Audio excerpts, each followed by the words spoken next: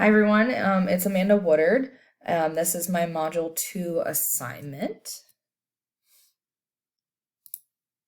So some of the big ideas we were to cover this week were looking over that timeline by Edmund Sass, and then our textbook reading from the book by Heidi Hayes Jacobs, discussing the content areas of interest and perspective from the Marzano article.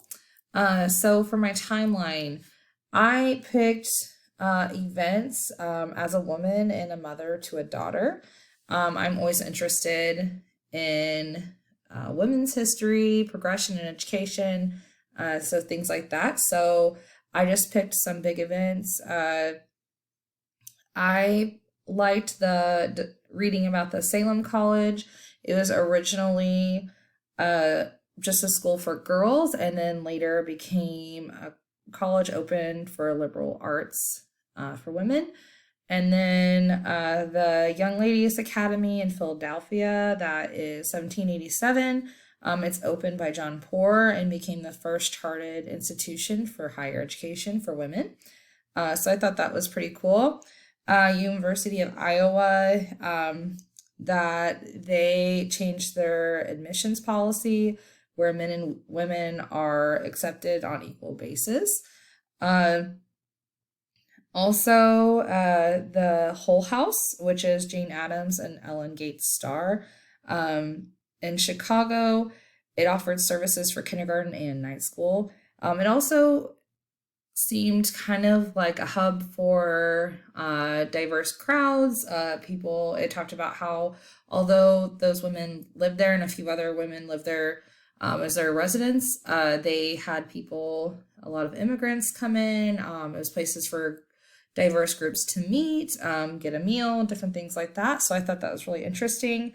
Also, I didn't put the date on there, but I was interested in the reading about in 1902, it was like the birth of the Star or 4-H, which is something my children are heavily involved in. So I thought that was interesting to read. I didn't really know the history. And then that last one in 1909, Ellen Swallow Richards is a chemist. She was the first woman admitted into MIT, and she founded the American Association of Family and Consumer Sciences. So I thought that was really interesting. So to our textbook reading. From our textbook reading, things I thought about for chapter 2, I was really interested in the curriculum mapping, the 21st century skills, and then technology options. That was kind of more of the thing that I don't know if I was fully on board with. So with the curriculum mapping, it's used to examine the curriculum. I will say in my experience, our district has done a lot of work on curriculum mapping. We actually have a lady who comes in for professional development and has helped us implement this, Jen Stelzer. She's super awesome. So if you guys ever meet her, definitely pick her brain. She has lots of really great information for you guys to learn. I do think the curriculum mapping is very important. Later on, I talk about why it's vital, about keeping learning, I guess, being able to see the big picture from students beginning education to, time of graduation, kind of knowing that what they've learned previously. So then 21st century skills, making sure things are relevant content to students. Initially, when I thought about this, I'm a CTE teacher, and through this, we every year have to do pathway paperwork online, and we have advisory committees that we work with. So for my pathways, I think about my committee. Every year we have to meet at least twice, and I always bring them my state standards and content from the classroom, and we kind of discuss like what they find relevant, what do they think is very essential for my students to know, or maybe if there's something that we're covering, maybe it's not as relevant as it maybe previously was. So they give me a lot of good feedback, technology options. So this was kind of like the commitment is not, if I remember right, I did struggle with this a little bit because it said like technology pieces about limited and immediate use of technology. We are one-to-one Chromebooks, which are great for students. As a teacher who has computers and different things like that I teach, I struggle a little bit because we don't have a lot of Microsoft and things that I think are really essential being relevant to students. Um, and then we have a lot of students here. I'm in a rural area, and it is surprising how many families do not have internet. So through COVID, especially initially, we had a lot of kids who were at home and had no internet, and we were expected, like, we still got online with students and had instruction, even in the spring of 2020. But we worked with local companies to get internet installed in their homes.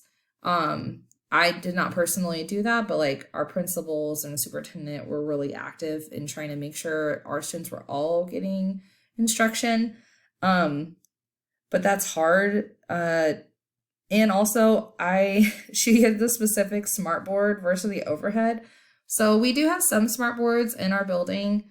I am not one of those that does. So obviously, I use a projector, and I kind of feel like I'm not doing a disservice to my students by using my projector opposed to a smartboard.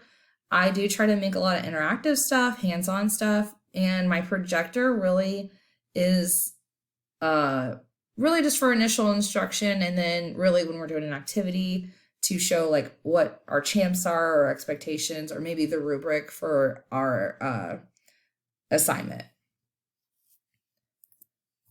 So chapter 3. So the things I took away from it. So the perspectives, career and work, and then the applications. So the perspectives, it talked about like global and then personal and local. So global technology has offered opportunities for students to see. Oh, also I picked the content area of art because I'm an elective teacher. I kind of did something maybe I was more comfortable with, but I feel like technology has kind of offered students a global eye to the education, I guess. Like there's more opportunities for them to see outside just our building, so they can see art on a global scale. Personal and local, making sure what we're doing is relevant. We have a lot of ag interests, so making sure we're doing things that are that kids are interested in. Also, our local community, they see the relevance in what they're learning. I did like it talked about curriculum needs to allow students to create meaning from existing art and generate and performing works of art. I think that's really important. It's kind of like learning from history and creating, the future, things like that. Then the whole student, I really think art is a great content area for students. It's kind of meets those social emotional needs. Also, it gives students, and this is just an outside perspective, I should say, we have a really awesome art department. Our teacher at our district, she teaches at both buildings, is phenomenal and has really created an atmosphere for students to be creative and have individualized learning and all kinds of stuff like that. So then career and work, cultivating creativity for students. Art, I think, is expanded through all kinds of areas. There's filmmaking, visual and performing arts. Also, I feel like giving students that chance to problem solve, even though it may not be a traditional way, is giving them good life skills. So in applications, technology and media, use of technical and digital tools to communicate with others, like my slideshow might be a good example. And then we have, like I said, we have a great art teacher. She creates hands-on and virtual experiences for our students. So when it comes to updating or upgrading the curriculum, I think it's critical that we have these discussions and dialogue, kind of going over these essential questions. I feel like they are a great way to evaluate purpose and our goal when incorporating our curriculum, making sure we're moving in the right direction. So for that article, this section is over the article written by Marzano. He's talking about the guaranteed viable curriculum. in relating to opportunity to learn in time. So it talks about all students having equal opportunity to learn and the concern that may not be happening.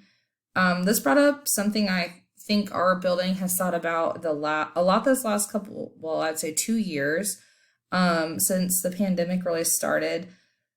It's just that, like, attendance. I don't know if this is really related. This is just my interpretation. Does this mean that we're doing a disservice to our students? Or is it kind of out of our hands with attendance? Are they not getting that opportunity and time to learn because they're not there? Because, we have kids in quarantine. We've been fortunate the last 2 years to be in person with certain mandates and modifications made to accommodate COVID. But are those kids missing out when they're in quarantine? And, this year they implemented the time restraint on online learning. So I don't know. Maybe that's not really relevant.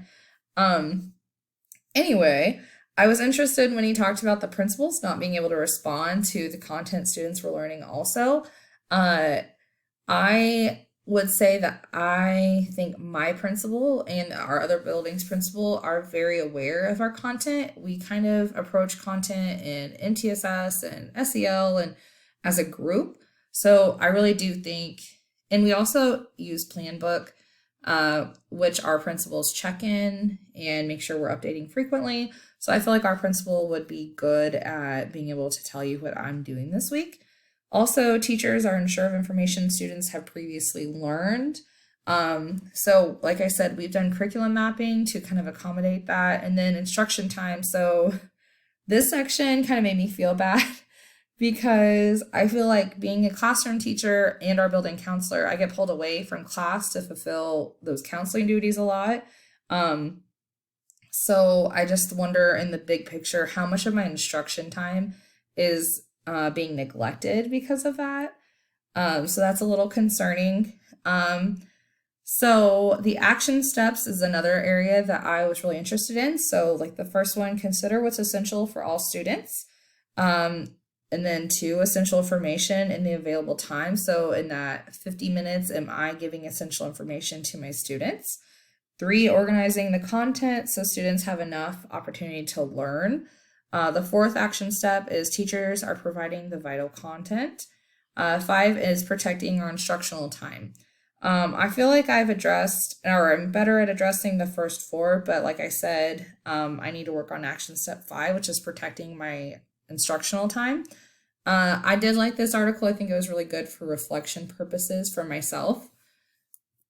So my question to you guys, so there's been a lot of discussion, and I think it's gone kind of through our textbook and articles and different things. A lot of stress on the importance of current technology and 21st century skills in the classroom. How do you create a healthy balance in your curriculum using technology and traditional tools? And then how do you ensure that it's tied appropriately to your curriculum? Okay, thank you guys.